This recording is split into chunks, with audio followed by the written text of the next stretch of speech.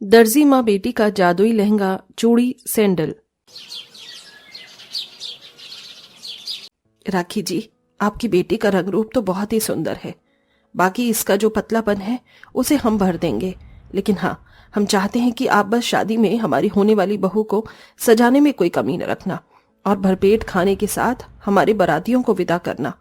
और हमें आपसे कुछ भी नहीं चाहिए। आपका एहसान है जो आप अमीर घराने से होते हुए भी मुझ गरीब दर्जी माँ की इकलौती बेटी को अपने राजकुमार जैसे बेटे की शादी कर रही हैं, वो भी बिना किसी दहेज के। वरना आज के दौर में तो हर कोई बस दहेज का ही लालच रखता है।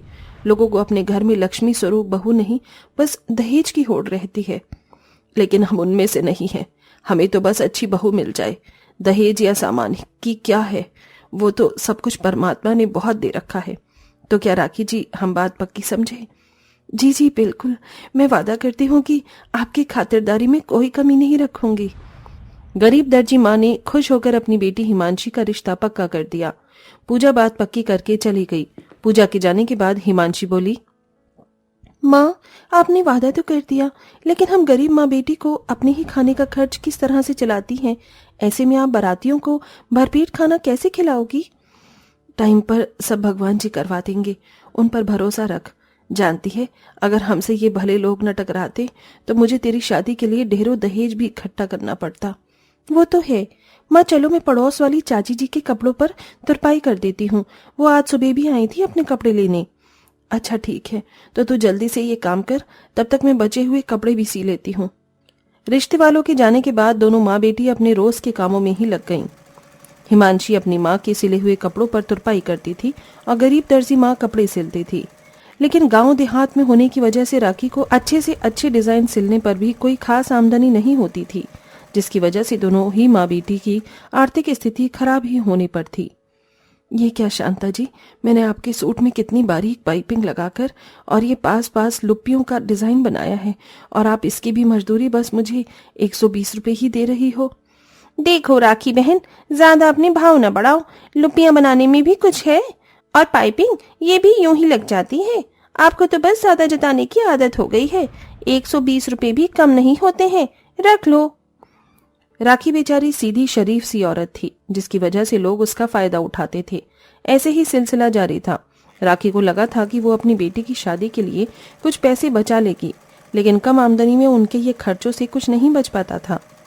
ये क्या, मेरी बच्ची की शादी में बस 1 महीना रह गया है और अभी तक मैं 100 रुपए भी नहीं बचा पाई हूँ।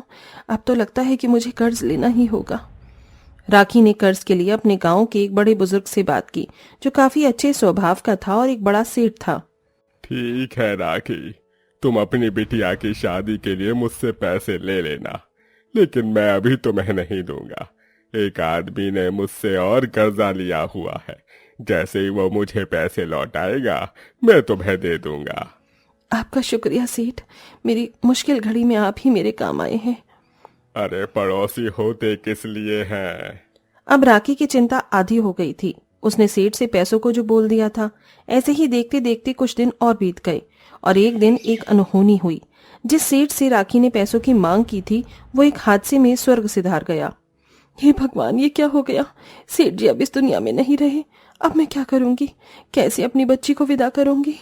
मेरे पास तो 1 रुपया भी नहीं है। कहाँ से अपना दिया हुआ वचन निभाऊंगी? राखी परेशान हो गई। उसने गांव के बाकी अमीरों से भी बात की थी, लेकिन कहीं से भी बात नहीं बन पाई।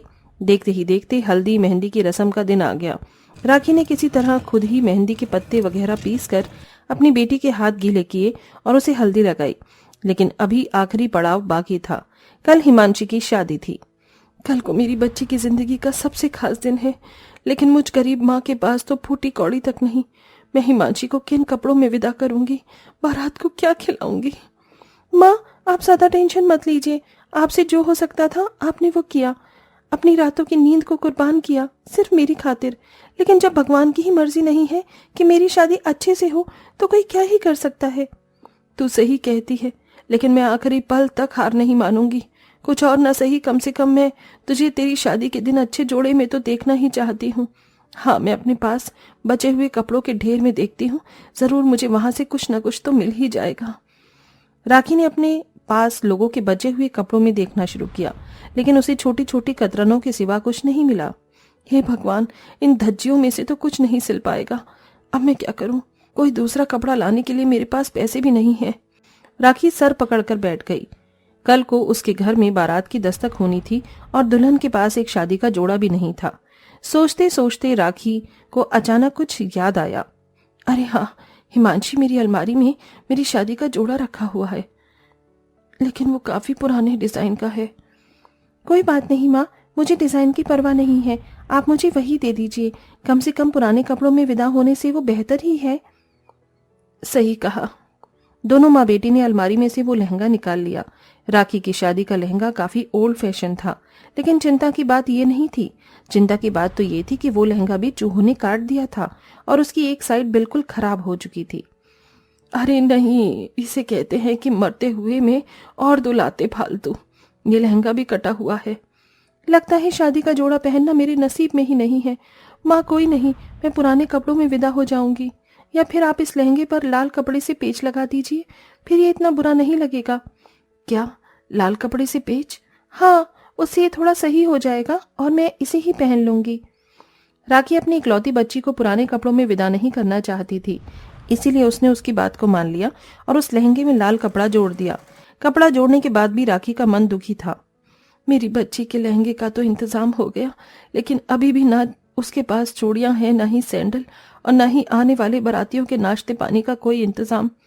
कहीं इतने बुरे हालात देखकर पूजा जी बारात भी वापस न ले जाए। मेरी तो इज्जत खतरे में है। मैंने तो अपनी आधी जिंदगी जी ली है, लेकिन मेरी बच्ची नहीं, मैं क्या करूं? राखी का मन बहुत ज्यादा परेशान था। वो अभी ये सब सोच ही रही थी कि तभी एक जादू हुआ।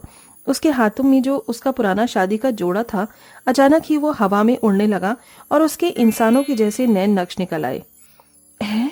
ये सब क्या? परेशान मत हो राखी, मैं अब कोई साधारण लहंगा नहीं, जादुई लहंगा हो। जानती हो, तुम्हारे पति जो अब इस दुनिया में नहीं है, उन्हीं की बदौलत मैं जादुई हुआ हूँ। भले ही वो इस दुनिया में नहीं है, लेकिन वो तुम्हें देख रहे हैं और उन्होंने ही भगवान से आशीर्वाद पाकर इस जादू को तुम तक पहुंचाया है। मैं तुम्हारी परेशानी दूर करूंगा। बोलो, तुम्हें क्या चाहिए? क्या सच? अच्छा ठीक है, तो जादुई लहंगे, मेरी इज्जत खतरे में है। मेरी बेटी की कल शादी है, मुझे उसके लिए लहंगा, चूड़ियां, सैंडल और कुछ पैसे दे दो। अभी लो। अचानक ही लहंगा चमकने लगा और उसने राखी के सामने बहुत ही सुंदर ब्राइडल लहंगा, चूड़ियां और सैंडल रख दी। इतना ही नहीं, वहां पर काफी सारे पैसे भी थे, कि देखकर राखी बहुत खुश हुई। अब तो तुम खुश हो ना? अगर किसी और चीज की भी जरूरत हो तो बेझिझक मुझसे मांगना, मैं कुछ भी कर सकता हूँ। अच्छा, तो जादुई लहंगे, क्या तुम मेरी बेटी के लिए बाहर तंबू और मंडप भी लगा सकते हो? हाँ जरूर, बस तुम मुझे उस जगह ले चलो। राखी लहंगे को उठाकर बाहर ले आई। लहंगे ने अपने मुंह को खोला और वो फिर से चमकने लगा। कुछ ही देर में वहां पर पूरा तंबू और एक बहुत ही सुंदर मंडप सज गया। राखी को ये देखकर बहुत ज्यादा खुशी हुई। ऐसे ही सुबह हो गई। राखी ने अपनी बेटी की शादी में बढ़िया बढ़िया पकवान बनवाए और उसे जादुई लहंगे के दिए हुए लहंगे में तैयार किया। हिमांशी ने जादुई सैंडल, चूड़ियां और लहंगा पहना। उसे पहनते ही खुद ब खुद उसके शरीर पर जेवर आ गए और बहुत ही सुंदर मेकअप भी। अरे वाह माँ, ये देखो। हिमांशी ने खुशी से अपनी माँ को अपना अक्स दिखाया। वो किसी परी से कम नहीं लग रही थी। अपनी बेटी को दुल्हन बना देख गरीब माँ की आंखों में आंसू आ गए और कुछ ही देर में हिमांशी अपनी माँ को छोड़कर पराए घर चली गई। हिमांशी अपनी शादीशुदा जिंदगी में बहुत खुश थी। वहीं दूसरी तरफ जादुई लहंगे की बदौलत राखी के भी हालात बदल गए और सभी खुशी खुशी रहने लगे।